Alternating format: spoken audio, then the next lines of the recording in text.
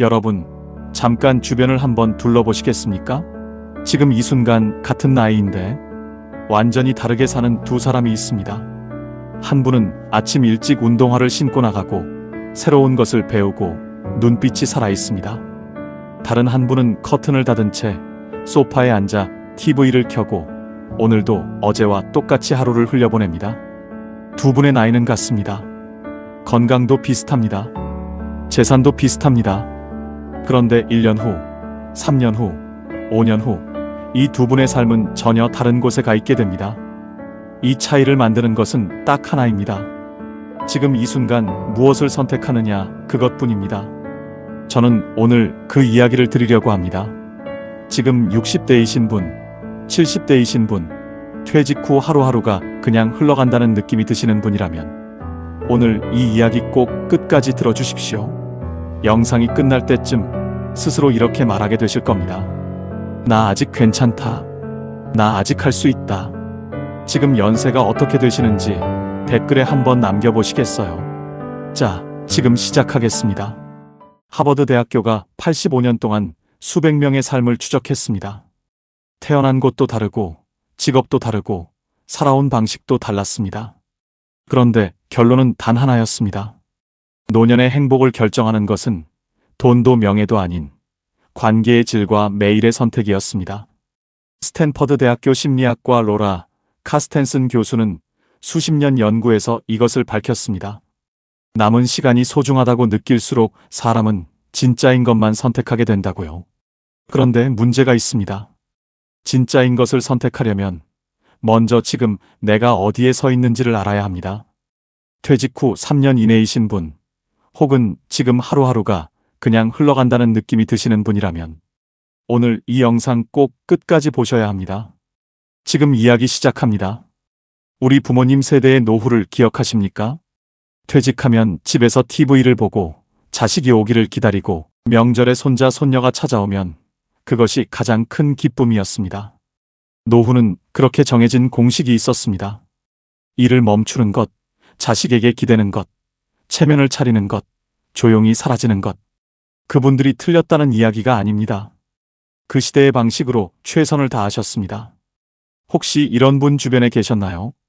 평생 자식 뒷바라지만 하시다가 정작 본인을 위해서는 한 번도 제대로 쓰지 못하고 세상을 떠나신 분.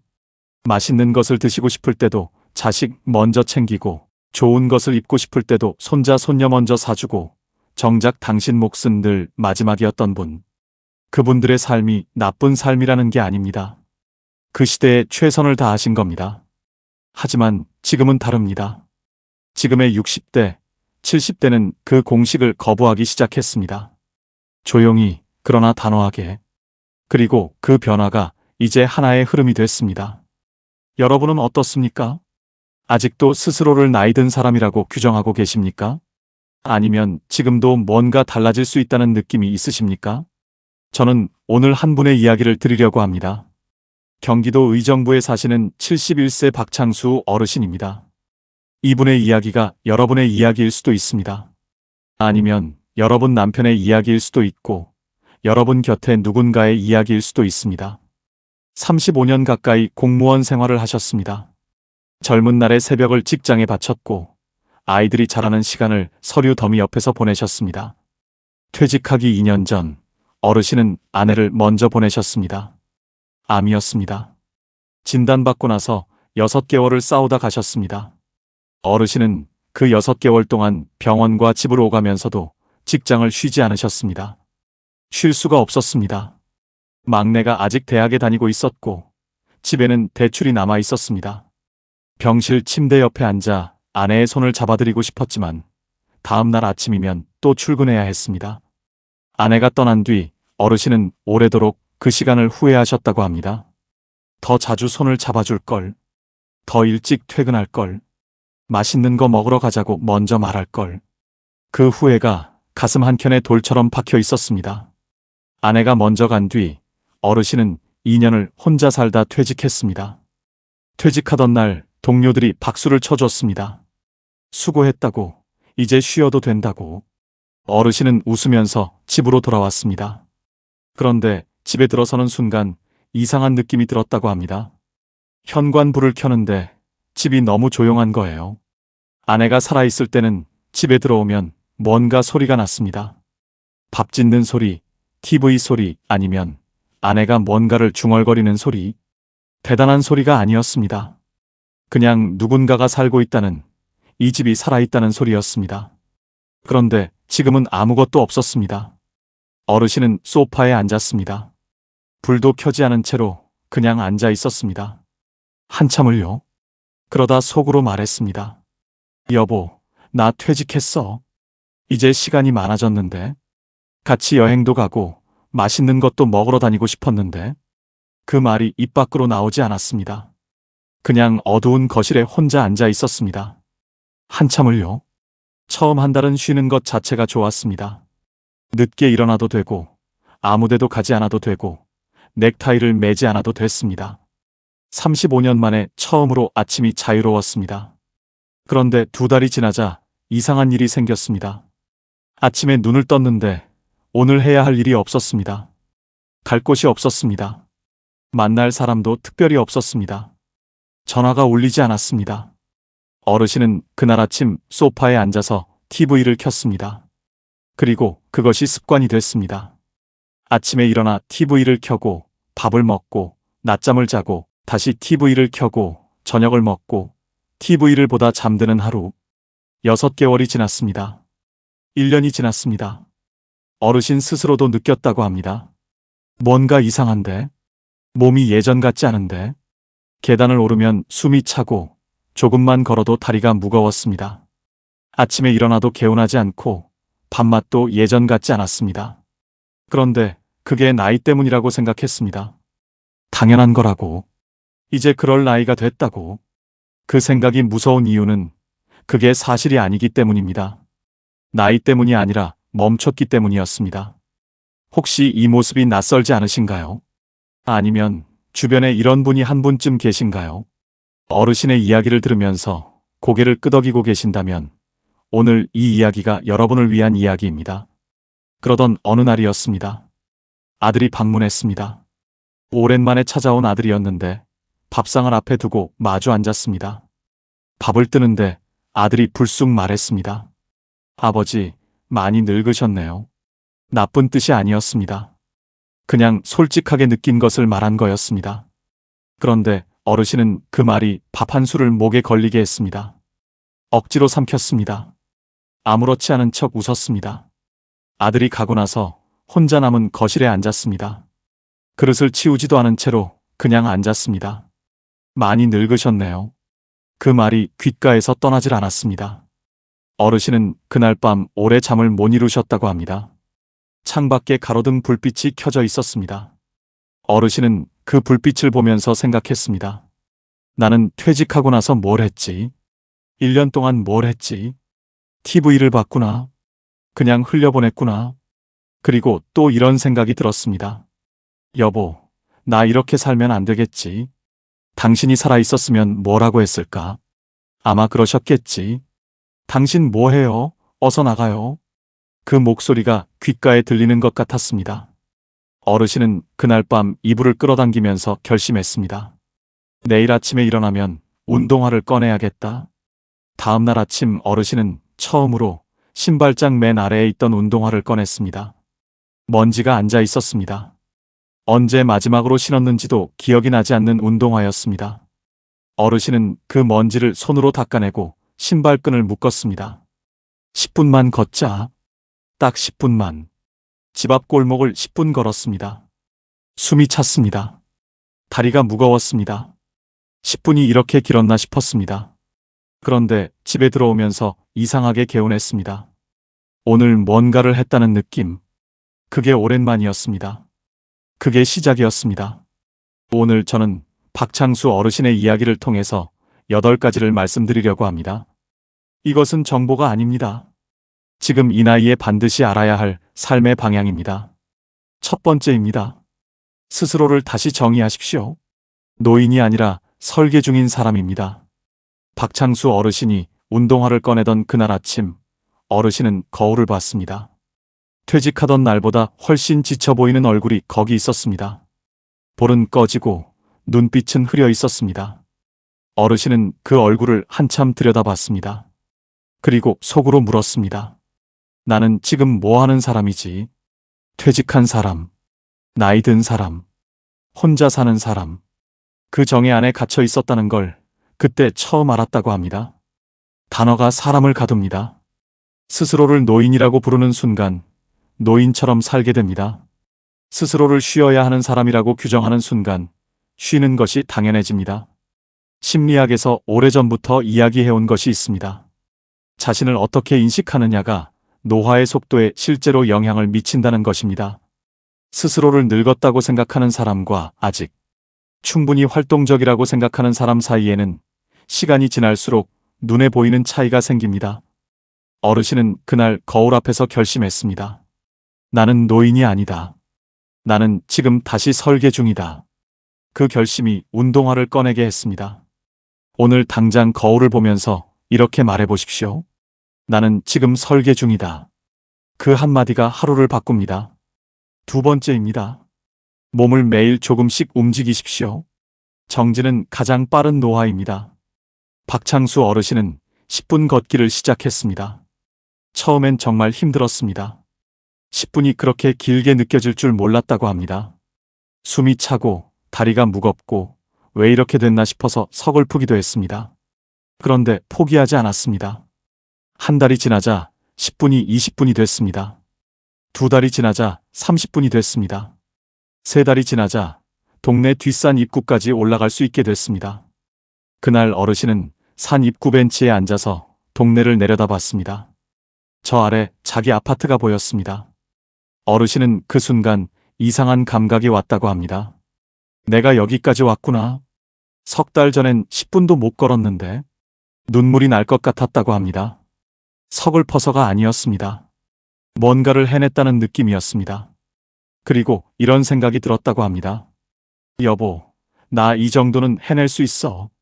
의학적 사실입니다. 근육은 쓰지 않으면 줄어들고 뇌는 자극받지 않으면 느려집니다. 반대로 조금씩이라도 움직이면 몸이 반응합니다. 나이가 몇이든 상관없이 몸은 움직이는 만큼 살아납니다. 오늘 당장 딱 10분만 걸어보십시오. 10분이 쌓이면 삶이 달라집니다. 멈춰 있으면 그대로 굳습니다. 세 번째입니다. 나 중심의 삶으로 이동하십시오. 자식 걱정에 노후를 소진하지 마십시오. 박창수 어르신이 걷기를 시작하고 나서 두 달쯤 지났을 때였습니다. 며느리에게서 전화가 왔습니다. 아버님, 다음 주부터 손자 좀 봐주실 수 있으세요? 어르신은 잠깐 망설였습니다. 요즘 걷기도 하고 복지관 프로그램도 알아보고 있었거든요. 그런데 결국 알겠다고 했습니다. 자식이 부탁하는데 어떻게 거절해? 그렇게 손자 돌봄이 시작됐습니다. 처음엔 괜찮았습니다. 손자가 귀여웠고 함께 있는 시간이 즐거웠습니다. 그런데 한 달이 지나자 걷기를 못하는 날이 늘었습니다. 복지관 프로그램 등록도 미뤄졌습니다.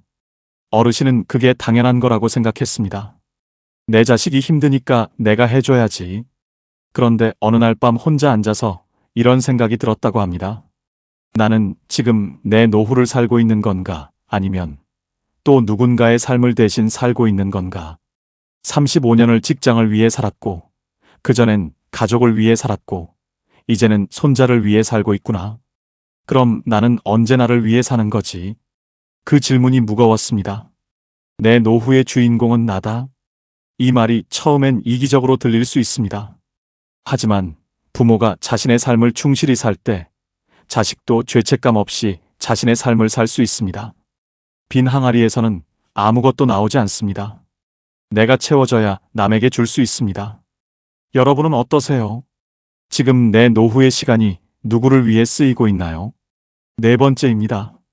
관계를 정리하고 깊게 가십시오. 피곤한 관계는 에너지를 빼앗습니다. 박창수 어르신이 걷기를 시작하고 나서 오랜만에 퇴직 동료들 모임에 나갔습니다. 오랫동안 보지 못했던 얼굴들이었습니다. 반가웠습니다. 그런데 2시간을 함께 있고 나서 집에 돌아오는 길 이상하게 피곤했습니다. 몸이 피곤한 게 아니었습니다. 마음이 피곤했습니다. 모임에서 나온 이야기들이 대부분 누구 자식이 잘 됐다. 누가 아프다. 누가 돈을 잘 모았다. 그런 이야기들이었습니다. 어르신은 그날 집에 와서 소파에 앉아 생각했습니다. 저 모임이 나한테 뭔가를 주고 있는 건가? 아니면 빼앗고 있는 건가? 그 답이 마음속에서 바로 나왔습니다. 빼앗고 있었습니다. 이 시간을 거기 있고 나면 아무것도 하기 싫어졌습니다. 집에 오면 더 외로웠습니다. 그런데 반대로 걷기 모임에서 만난 한 분이 있었습니다. 충북 청주 출신이었는데 아내를 먼저 보냈다는 것도 같았고 혼자 사는 것도 같았습니다. 두 분은 처음에 그냥 옆에서 같이 걷는 사람이었습니다. 그런데 어느 날 걷다가 벤치에 앉아서 이런저런 이야기를 나눴는데 2시간이 어떻게 갔는지 몰랐다고 합니다. 집에 오는 길이 가벼웠습니다. 오히려 에너지가 생겼습니다. 같은 2시간인데 완전히 달랐습니다. 진심으로 통하는 한두 명이 피상적으로 연결된 수십 명보다 훨씬 더 큰 힘이 됩니다. 오늘 연락처를 한번 들여다보십시오. 볼 때마다 마음이 무거워지는 이름이 있다면 그 관계를 어떻게 할지 조용히 생각해 보십시오. 관계는 많음이 아니라 깊이입니다. 5번째입니다. 배움을 멈추지 마십시오. 뇌는 자극받는 만큼 살아있습니다. 어느 날 박창수 어르신은 걷기 모임 친구가 복지관에서 목공을 배운다는 이야기를 들었습니다. 이 나이에 목공이요? 어르신은 처음에 웃었습니다. 그런데 그 친구가 직접 만든 나무 액자를 보여줬을 때 이상하게 마음이 움직였습니다. 나도 뭔가 만들 수 있을까? 어르신은 망설였습니다. 이 나이에 새로 뭘 배운다는 게 어색했습니다. 괜히 시작했다가 못 따라가면 창피하기도 할 것 같았습니다. 그런데 친구가 말했습니다. 창수야, 잘하려고 배우는 게 아니야. 하고 싶어서 배우는 거야. 그 말이 마음에 걸렸습니다. 하고 싶어서 배우는 것. 어르신은 다음 주에 복지관에 갔습니다. 첫날 나무를 다듬고 못을 박았을 때 뭔가 살아있다는 느낌이 들었다고 합니다. 손에서 느껴지는 그 거칠한 감각, 나무 냄새, 처음으로 뭔가를 만들고 있다는 그 느낌이 오랫동안 잊고 있던 감각을 깨웠습니다. 뇌과학은 분명히 말합니다. 새로운 것을 배울 때 뇌는 새로운 연결을 만들고 그 연결이 인지 능력을 유지시킨다고. 나이가 성장을 막지 않습니다. 멈추려는 마음이 성장을 막을 뿐입니다. 오늘 당장 배우고 싶었던 것 하나를 떠올려 보십시오. 잘하려고 배우는 게 아닙니다. 하고 싶어서 배우는 겁니다. 그게 시작입니다. 6번째입니다. 경험에 쓰십시오. 물건보다 기억이 남습니다. 박창수 어르신이 목공을 배운 지 6달이 지났을 때였습니다. 손녀 생일이었습니다. 어르신은 처음으로 직접 만든 것을 선물했습니다. 나무로 만든 작은 책상이었습니다. 서툴렀습니다. 이음새가 완벽하지 않았고 색도 고르지 않았습니다. 그런데 손녀가 그 책상을 받고 눈이 커지면서 말했습니다. 할아버지, 이거 직접 만든 거예요. 어르신은 그랬다고 했습니다.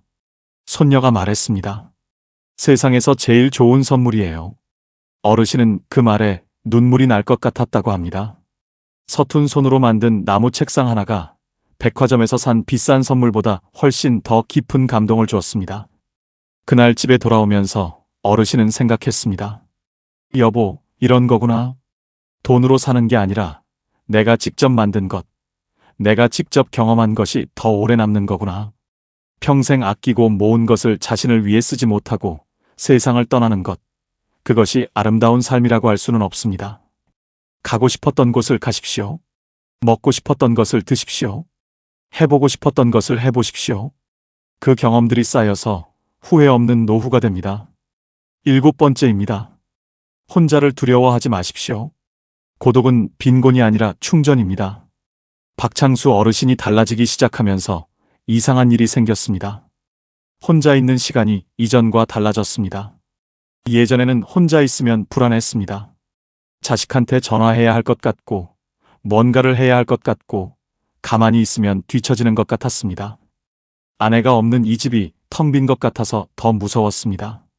그런데 걷기를 하고 목공을 배우고 진짜 친구와 깊게 연결되고 나서부터는 혼자 있는 시간이 달랐습니다. 아침에 혼자 커피를 마시면서 어제 만든 나무 소품을 바라보는 시간, 산책을 마치고 공원 벤치에 혼자 앉아서 바람 소리를 듣는 시간, 낙엽이 지는 것을 멍하니 바라보는 시간. 그 시간들이 이제는 불안이 아니라 충전이었습니다. 어르신은 말씀하셨습니다. 퇴직하고 나서 처음으로 나 자신이랑 친해진 것 같아요. 예전에는 너무 바빠서 나를 볼 시간이 없었는데 이제 혼자 있을 때 내가 보여요. 그리고 이런 생각도 드세요. 여보, 나 이제 좀 괜찮아. 당신이 없어서 여전히 힘들지만 나 이제 혼자서도 하루를 살 수 있어. 혼자를 즐길 수 있는 사람이 함께하는 시간도 더 풍성하게 즐깁니다. 오늘 하루 딱 30분 아무것도 하지 말고 혼자 앉아 보십시오. 그 어색함 너머에 나 자신이 있습니다. 8번째입니다. 오늘을 설계하십시오.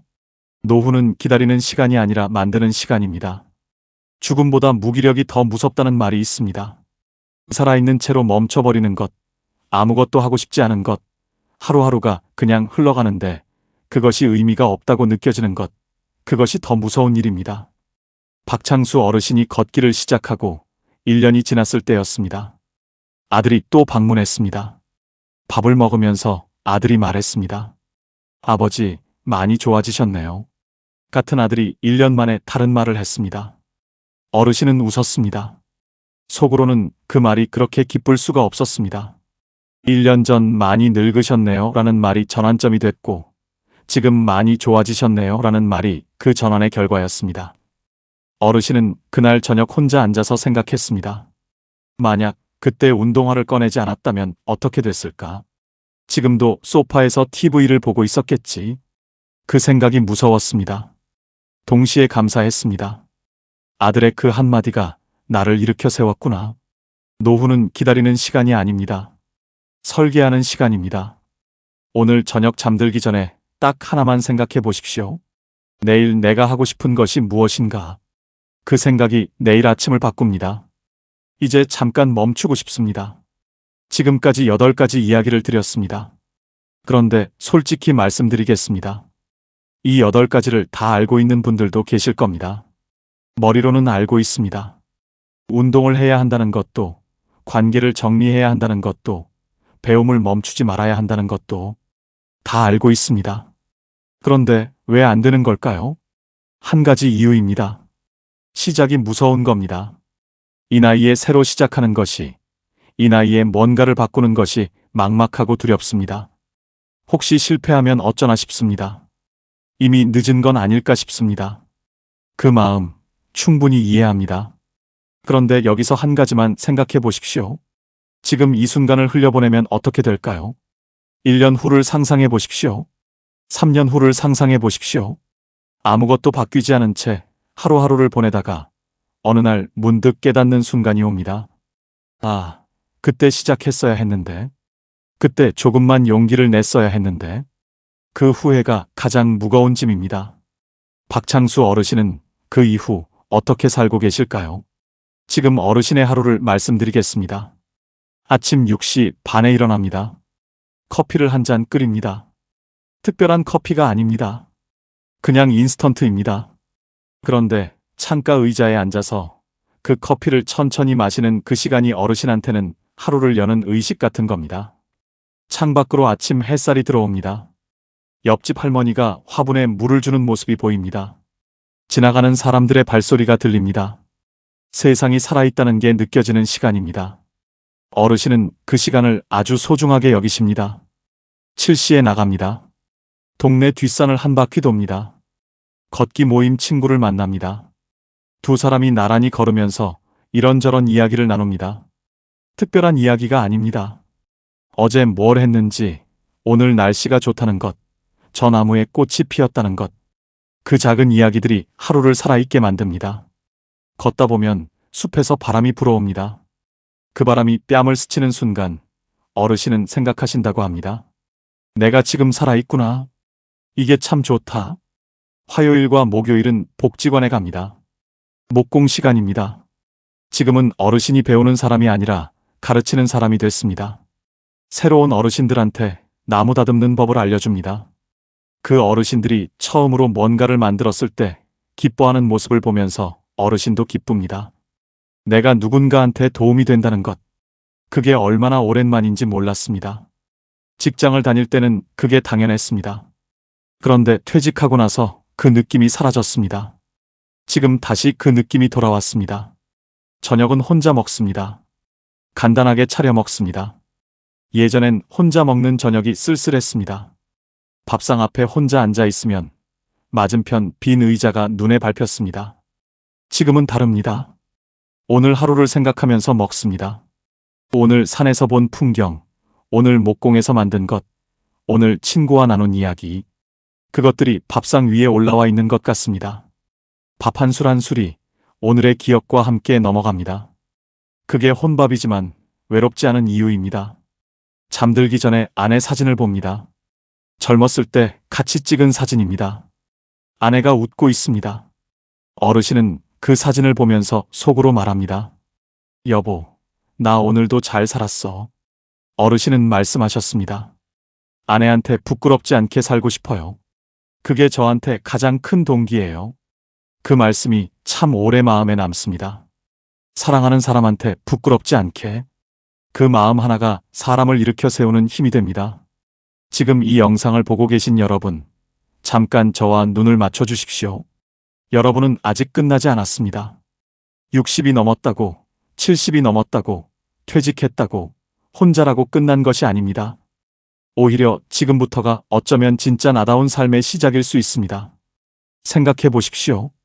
여러분은 지금까지 얼마나 많은 것을 감당해 오셨습니까? 가족을 위해 자신을 내어놓으셨습니다. 직장을 위해 새벽을 바치셨습니다. 힘든 날에도 내색하지 않으셨습니다. 아픈 날에도 자리를 지키셨습니다. 그 세월이 결코 헛된 것이 아닙니다. 그 세월이 여러분을 이 자리까지 데려온 겁니다. 그리고 이제 이 자리에서 여러분한테 드리고 싶은 말씀이 있습니다. 이제는 나를 위해 살아도 됩니다. 그것이 이기적인 것이 아닙니다. 그것이 자연스러운 것입니다. 그것이 건강한 것입니다. 평생 남을 먼저 챙겨온 여러분이기에 이제 그 따뜻한 마음을 스스로에게 돌려도 됩니다. 자신에게도 그 마음을 써도 됩니다. 내가 행복해야 내 곁의 사람들도 진짜 행복해집니다. 빈 항아리에서는 아무것도 나오지 않습니다. 이제는 나를 채울 시간입니다. 오늘 아침 창가에서 마시는 커피 한 잔이 행복의 시작이 될 수 있습니다. 10분의 짧은 산책이 삶을 바꾸는 첫걸음이 될 수 있습니다. 오랫동안 하고 싶었던 것을 드디어 시작하는 오늘이 인생에서 가장 빛나는 날이 될 수 있습니다. 거창하지 않아도 됩니다. 작아도 됩니다. 작은 것에서 시작하는 사람이 결국 먼 곳까지 갑니다. 나는 잘 살아왔다. 나는 충분히 괜찮은 사람이다. 오늘 이 말을 가슴에 담아 가십시오. 그리고 내일 아침 눈을 뜨면 이렇게 말해 보십시오. 오늘 나를 위해 뭔가 하나 해야겠다. 그 작은 결심이 1년 후에 여러분을 완전히 다른 곳에 데려다 놓을 겁니다. 우리는 늙어가는 세대가 아닙니다. 선택하는 세대입니다. 노후는 기다리는 시간이 아닙니다. 설계하는 시간입니다. 그리고 그 설계는 오늘 이 순간부터 시작됩니다. 오늘 한 가지 작은 숙제를 드리겠습니다. 오늘 저녁 잠들기 전에 종이 한 장을 꺼내십시오. 그리고 이렇게 적어 보십시오. 내가 지금 진짜 하고 싶은 것. 거창하지 않아도 됩니다. 아주 작아도 됩니다. 가보고 싶은 곳, 배우고 싶은 것, 만나고 싶은 사람, 먹고 싶은 음식. 그 한 줄이 내일 하루를 바꾸는 첫 문장이 됩니다. 지금 사시는 지역이 어디세요? 댓글에 한번 남겨주세요. 서울이든 부산이든 강원도든 제주도든 여러분이 어디에 계시든 오늘 이 이야기가 닿았다면 그것만으로도 충분합니다. 그리고 오늘 영상을 보면서 가장 마음에 걸린 것이 무엇인지도 댓글로 나눠주세요. 여러분의 한마디가 또 다른 누군가에게 용기가 됩니다.